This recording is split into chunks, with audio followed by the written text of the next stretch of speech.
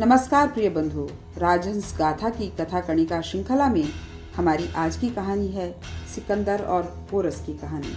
यूं तो यह कथा बहुत प्रसिद्ध है, फिर भी इस कहानी को सुनने के बाद भारतवर्ष पर और भारत के इतिहास पर गर्व करने का मन करता है। तो आइए सुनते हैं इस कथा को एक बार फिर एक नए रूप में।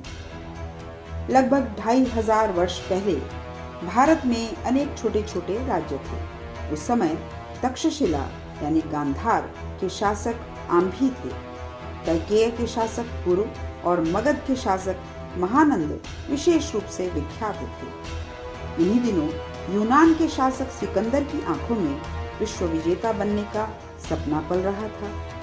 इस सपने को सच में बदलने के लिए सिकंदर ने भारत पर आक्रमण किया। सबसे पहले उसने तक्षशिला के शासक आंभी को परास्त किया और उसे अपने अधीन कर लिया। इसके बाद वह केकय प्रदेश की ओर बढ़ा। केकय पर आक्रमण की सूचना पाकर वहां के मंत्रणा गृह में राजा पुरु, आचार्य इंद्रदत्त और सेनापति व्याघ्रपाद विचार विमर्श करने के लिए एकत्रित हो गए। आचार्य इंद्रदत्त चिंतित एवं गंभीर मुद्रा में बैठे थे। कुछ देर तक चुप रहने के बाद बोले, तो गांधार जनपद के कायर आंभी ने यवनराज सिकंदर के आगे आत्मसमर्पण कर दिया। सेनापति व्याघ्रपाद बोले, हाँ आचार्य, गांधार के लोगों में अपना स्वाभिमान शेष नहीं बचा है। लगता है अब वे अपने वैभव और विलासी जीवन से पूरी तरह संतुष्ट हो गए हैं। उनका मानना है कि यवन सेना एक आंधी की तरह आई है और आंधी की तरह ही लौट कर जाएगी, इसलिए उनकी अधीनता स्वीकार कर लेने में कोई हानि नहीं है। ये उनकी भूल है सेनापति। सारी पृथ्वी पर ऐसा सुंदर और हरा भरा देश कोई दूसरा नहीं है। यहाँ के सोना उगलते खेत और दूध से भरी नदियाँ छोड़कर वे स्वयं अपने देश को लौट जाएंगे, यह समझना बहुत बड़ी भूल है व्याघ्रपाद। लंबी सांस लेकर आचार्य बोले, खैर आपकी सेनाओं की क्या स्थिति है? सेनापति व्याघ्रपाद ने उत्तर दिया, आचार्य, केकय के सैनिक युद्ध के लिए उतावले हो रहे हैं। बहुत दिनों से उन्होंने अपनी तलवार का कौशल दिखाने का अवसर नहीं पाया है। यवनों के रक्त का पान करने के लिए हमारे सैनिकों की तलवारें तुरंत आक्रमण करेंगी। राजा पुरु, आचार्य और सेनापति की बातें तो सुन रहे थे, किंतु मन ही मन कुछ सोच भी रहे थे। उनकी आंखें अध खुली सी थी और माथे पर बल पड़े हुए थे।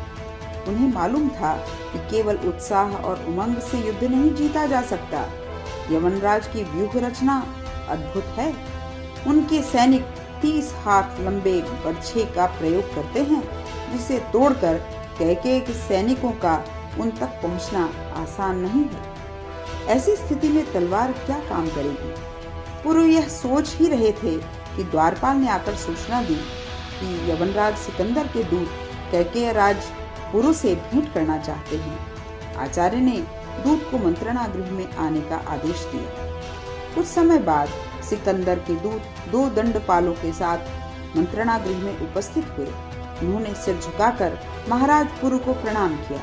पुरु का आदेश पाकर एक दूत ने कहा, महाराज, हमें यवनराज ने आपकी सेवा के लिए भेजा है। यवनराज का संदेश है कि गांधार राज आंधी के समान आप भी यवनराज की अधीनता स्वीकार कर लें। यवन दूत अभी बोल ही रहा था कि व्याघ्रपाद ने रोष में आकर अपनी तलवार खींच ली, पर उनका हाथ पकड़कर आचार्य इंद्रदत्त बोले, सेनापति, यह मत भूलो कि दूत का वध नहीं किया जाता। मुझे क्षमा करें आचार्य, यवन दूत की ये अपमानजनक बातें सुनकर मैं असंतुलित हो गया। व्याघ्रपाद बोले। यमनराज का संदेश सुनकर महाराज पुरु ने गंभीरता पूर्वक कहा, दूत, यवनराज से जाकर कह देना कि मैं उनसे वितस्ता नदी के तट पर लड़ाई के मैदान में भेंट करूंगा। दूत सिर झुकाकर मंत्रणा गृह से चले गए। उनके जाने के बाद आचार्य इंद्रदत्त बोले, सेनापति व्याघ्रपाद, अब देर करना उचित नहीं। जाओ, अपनी सेना को तैयार करो। जिस दिन के लिए माताएं अपने पुत्रों को जन्म देती हैं, वह दिन अब आ गया है। कैकेय के लोग यवनराज सिकंदर के आक्रमण से अपनी रक्षा के लिए पूरी तरह तैयार थे। उनमें अपूर्व उत्साह था। कुछ दिनों तक तक्षशिला में विश्राम करके सिकंदर की सेना वितस्ता के पश्चिमी तट पर आ पहुंची। यवन सेना के सामने समस्या थी कि वितस्ता नदी को कैसे पार किया जाए, क्योंकि सामने नदी के दूसरे तट पर केकई की सेना तैयार खड़ी थी। सिकंदर के सामने अजीब परेशानी थी। वर्षा ऋतु भी आरंभ हो चुकी थी। चारों ओर काली घटाएं घेरने लगी थी। सिकंदर बेचैन हो उठा।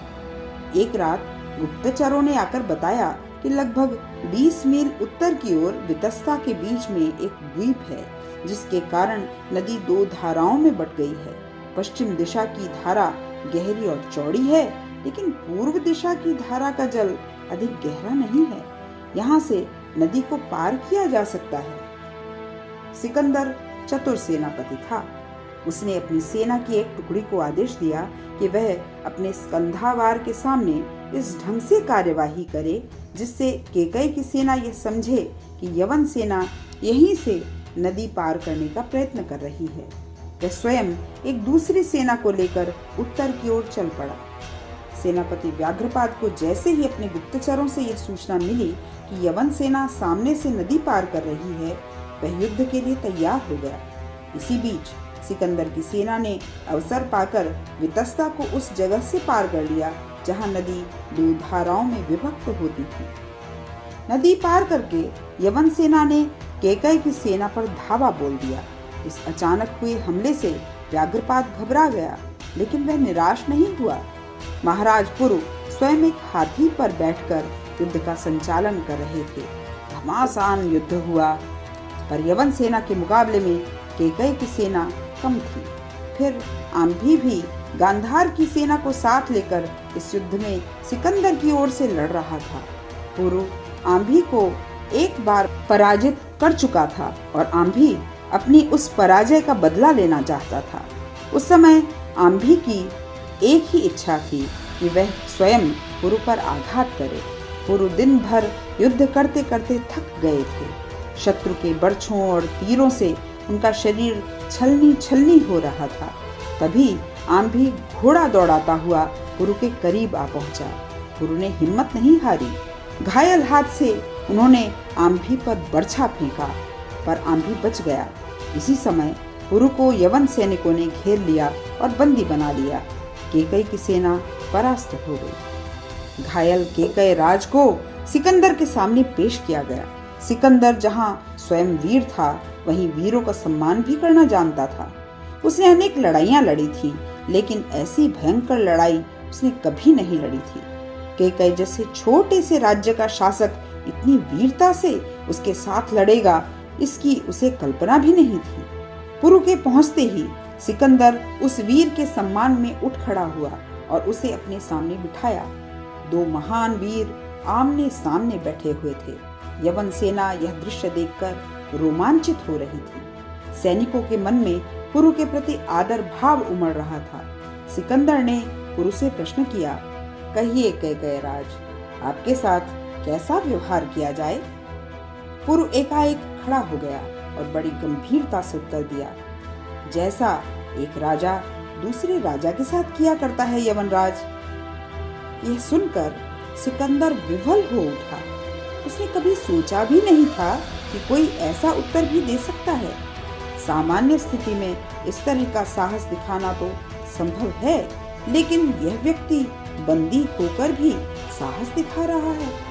ऐसा व्यक्ति सचमुच महान है। सिकंदर पुरु की महानता के आगे नतमस्तक हो रहा था। वह उठा और पुरु को गले से लगाते हुए बोला, आप सचमुच वीर हैं केकई राज।